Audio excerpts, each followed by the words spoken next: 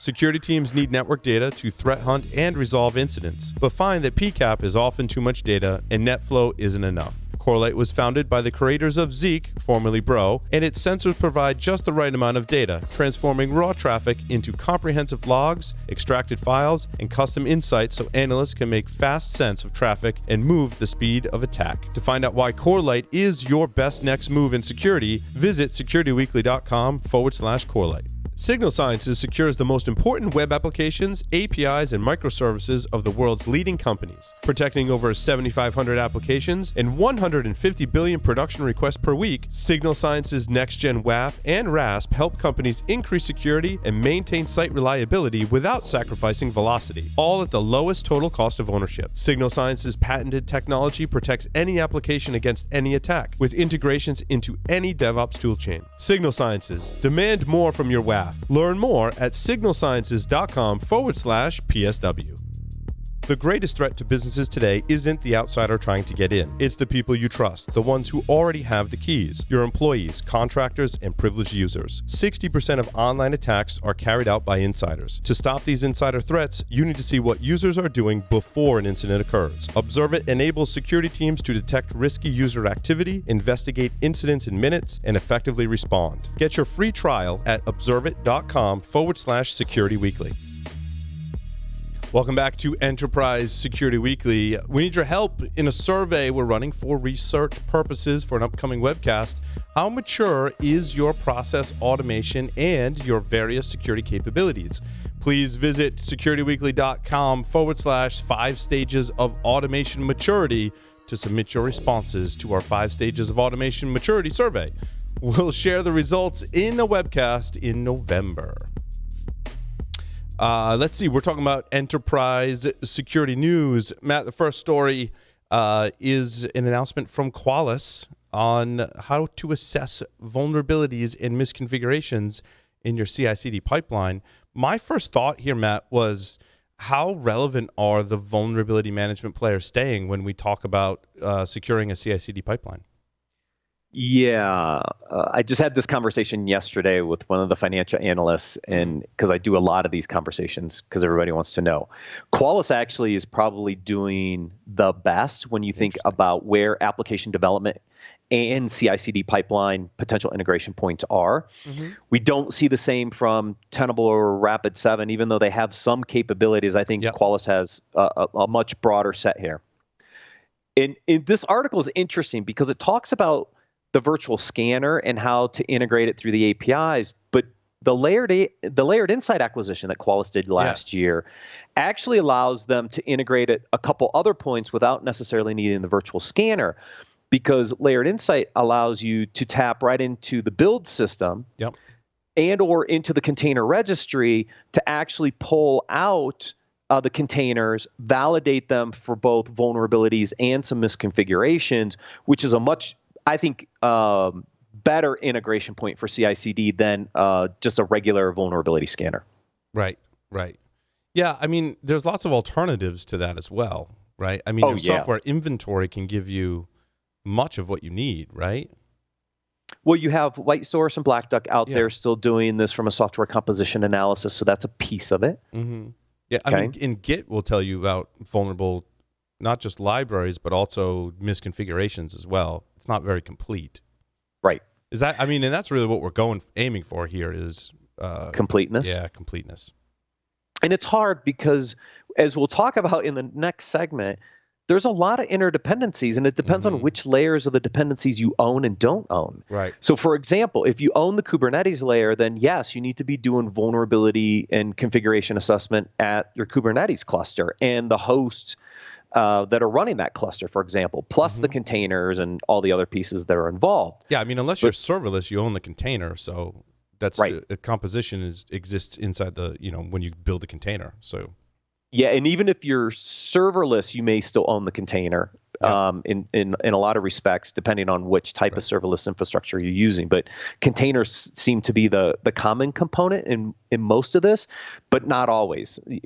Even in Lambda, where you're running functions, you can run those functions in a container and provide some protection of the functions in that container, but you don't have to either. So that's interesting. It's an interesting decision whether you go with a traditional vulnerability scanner platform or combine many of the other options together to get you where you need to be. Basically, you need to be assessing the security of your software as you go throughout the pipeline, right? And what are the best ways to do that, I think, is still largely so custom for every environment. And at various layers. Yeah. But if you look at a couple of the pure play, some of the broader application security providers, Qualis has a really good set of functionality because they've moved beyond just a dynamic scanner. They have the web app firewall. They've done a lot of work on the container security side, so a little more complete. Yep. Synopsys is the other one that plays into the application security space because they have a really broad portfolio that covers a number of stacks. So like I said, when we get into the next segment, we'll kind of break down each of these layers and you'll start to see the overlap and you're like, oh, who should I really be looking at for some of that functionality? Right. Symantec's doing some layoffs, but I mean, that's to be expected, right? Yeah, I mean, they're going through so changes. much change here, right? They've got the Broadcom acquisition, which is Broadcom's based in Singapore.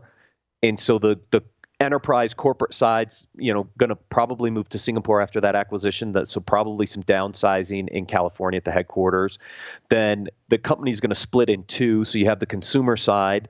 Then there's rumors that private equity firms going to come in and buy the remaining consumer stuff. So yeah, I think there's a lot of change and restructuring that's going to happen at Symantec based on what's going on. Agreed. Gardo Core has some updates to their infection monkey using the term Zero Trust, which is interesting. I mean, they're a micro-segmentation security company, I think is one way to put it, right? I've not played with infection monkey. I don't know how configurable or customizable it is. It certainly plays into our next discussion as well. As they say, it runs on bare metal VMware hypervisors, AWS, Azure, Google, and private clouds. Yeah, and we talked a little bit about this yesterday with one of our sponsors about this term Zero Trust. Yeah. And Zero Trust is, a lot of people use it really to talk about Zero Trust networking, right, on the network side. And microsegmentation is part of that Zero Trust kind of capability. But Zero Trust can apply at different layers. And we were talking actually on the identity side and identity and access yesterday. Yep. And so the term gets thrown around a lot. And, I think the confusing part is, it depends on how you define Zero Trust and whether this is interesting or not interesting. Because to me, the network, okay, we still have the network to an extent, but as we abstract it away, how much do I worry about Zero Trust at the network versus Zero Trust at the application or user layer? Yeah, it's really, there's a lot of ways to think about it. One way could be in Kubernetes, for example, right? What you think about services and resources and access to that, and how do you, it's really microsegmentation, right? Because you're spinning up environments, containers can talk to each other or not. You've got other resources in there. You can define other networks. You can define resources, right? Is there an API gateway? Is there a database? Is there a file system object? Is there another networking object? Are there other resources that it can access, and who can access those? And how do you get a handle on that? And I think the infection monkey technology is great for understanding that, right? I think long gone are the days of network-based scanning. I mean, we're well beyond that point. I want to know when I have my, hundreds of applications deployed, I want something to go through and tell me about all the relationships between them and what should have access to what, right? Because now basically everything's defined in software, and it's a resource or a service if I try and break it down into, blanket terms.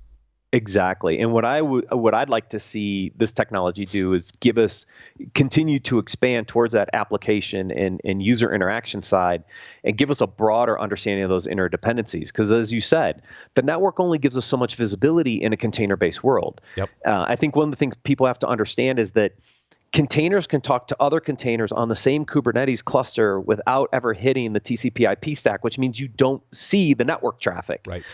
That's a gap in visibility that you need to know about, and that's tough sometimes. So I'd like to see some of these capabilities expand and give us a little deeper understanding into those interdependencies at lower layers, because it's all those things coming together that are going to help us secure these apps better. And I also think data storage too is an issue. John alluded to some of those issues. When I think of Docker containers, right? I can access the host file system if I want. I can create a new volume and define who can access that. I can store stuff in a database potentially, or I can store stuff out in S3 or some other storage technology. And you define what gets stored there and what has access to it. And you have all those different options. And that's where I struggle is how do I get, okay, I design it, but how do I make sure that my design is solid and something doesn't have access to some resource that it shouldn't, right? Yeah. Good luck with that. Yeah, exactly. Cool. Let's see. Shape security. Did we talk about Shape security and Lacework before? There were two of the announcements on here in terms of like funding and IPO. I think we did. We haven't talked about Shape in a while. This is more of a fraud based system, which is interesting, right? I mean, we don't see a lot of Shape security, I think, in our normal dealings, because I think they're more on the fraud side. They work more with the banking side and so on and so forth. But, they got a $51 million investment, which values them at the magical billion-dollar unicorn level. Yep. And so now the rumors are, okay, they're going to go IPO. Well, we'll see. I mean, there's a lot of other factors that play into going IPO outside of a valuation number. Yep. And I don't know if we talked about Lacework before. It's probably been a while. Lacework's interesting. More funding. They hired a new president. I know Lacework because of the work I was doing at Layered Insight. Yeah, they're more of a cloud workload protection platform. Yeah, okay. So they're going to compete with the Capsulates and the LSeeds and the Cloud Passages of the world. The question is, what happens to the cloud workload protection space long term? It'll be interesting to see what happens here. As we see these technologies continue to grow and thrive, I'm trying to figure out where their ultimate home is, and we'll see. There's been some interesting acquisitions in the space, but not at the cloud workload protection platform level yet. Right. And what is HighTrust? I've heard of them before. Yeah, HighTrust does a lot around HIPAA compliance. It seems to me more like in the GRC space. Yep, exactly. I think more compliance. This is around the different CSF assessment requirements. And what they announced here is kind of interesting, which makes sense, but it's kind of been difficult to do, which is they're leveraging previous internal audit reports as part of their assessment to decide how to analyze and test controls as part of an ongoing assessment process. We saw a lot of this in the third-party networking side as well with the bit shared assessment program and what was considered the information gathering versus the agreed-upon procedure testing side. Looks like HighTrust is trying to integrate some of the internal audit stuff in to help with the broader assessment. Makes a lot of sense. This is something we'll probably really start to cover at some point on the news show when we get a little more heads down into the compliance stuff. Awesome. What else was interesting this week? Let's see. Oh, FireMon. Yeah. FireMon Automate. I mean, this this makes perfect sense, right? I mean, here you got FireMon doing all the things that they've been doing. Now they're working on some automation stuff, right? Security, orchestration, automation. So they announced a new product called FireMon Automation that provides some of those automated actions to take off the FireMon platform. I mean, everybody's going to go here. It's logical, but you're going to continue to see this kind of stuff expand out. Sweet. nCipher launches nShield as a service, cloud-based hardware security module. Yeah, this was interesting to me because so here we call it. It's called nShield as a service. It's a cloud-based HSM. Is there really an HSM in the cloud? Yeah, that's kind of. I thought that was weird too. Yeah, maybe it's a virtual hardware. Anyways, it's kind of a weird term to me to still use HSM when you're in the cloud because my guess is it's a virtual virtual something or other, or software. It's not really hardware anymore, but they still use the term HSM in the announcement. This is going after a lot of the encryption stuff as a third-party independent component instead of leveraging maybe what the cloud providers are doing themselves. And we'll talk about this again in the next segment is where do you trust your cloud providers to provide certain level of capabilities, and where do you bring in a third party to manage this for you? Now, if you're multi-cloud or hybrid or a combination of all the above, bringing in a third party encryption capability might be something you want to do because you want to centralize encryption across all those environments. Mm-hmm. This may be a perfect solution for an organization in those environments. If you're all in one of these cloud providers, maybe the HSM-like capabilities from the cloud provider might be better. So, this will depend. It was in a similar space to Shield IO, homomorphic encryption. They'll be talking about that or talked about that at Oracle OpenWorld, which led to a lot of Oracle marketplace, cloud marketplace, new product announcements, essentially. They ensure organizations keep track of their data and secure it no matter where it is in the data lifecycle, which I think this is a really cool class of security vendors that we probably need a little more focus on. Yeah, I mean, data security is the big play at the end of the day.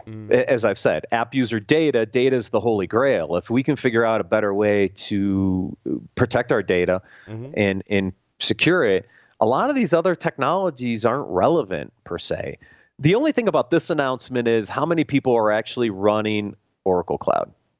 Yeah. Now, I know it's part of Oracle's OpenWorld conference, but at the end of the day, Oracle is not one of the major cloud providers in the industry. So this is kind of okay, I get it. You had to do it for the conference, but how many people are actually running Oracle Cloud?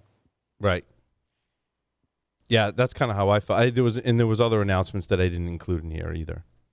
Yeah, and I think for mainly the same reason, Paul, if you think about it, right? They are going after the conference. They're trying to create buzz at the conference to get people to their booth. Okay, Great. I get it. But for most people, this is a meh at best because not a lot of people are in this Oracle Cloud environment. Yeah, and I think they're going after the niche market there for sure. Yeah, definitely. Outstanding. Well, that is the news for this week. We'll take a short break, come back, talk about your cloud security stack. Stay tuned.